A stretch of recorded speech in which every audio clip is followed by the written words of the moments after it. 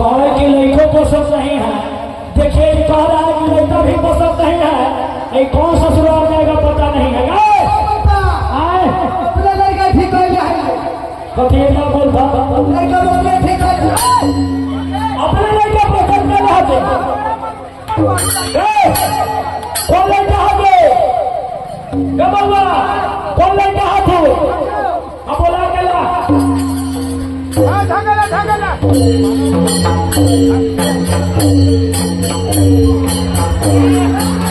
बाबू हो बाबू।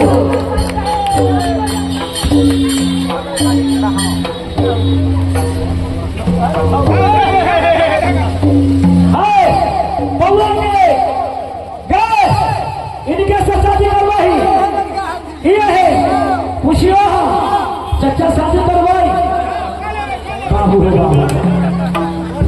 एक बोलो शादी करवाई शादी करवाई शादी करवाई शादी करवाई। ये बोला सुनिए इन्हें सब अभी कोई आदमी क्या बोला अपने क्लास का बोले शादी करवाई कि ना से शादी करवाई चालू हो गया शादी करिए।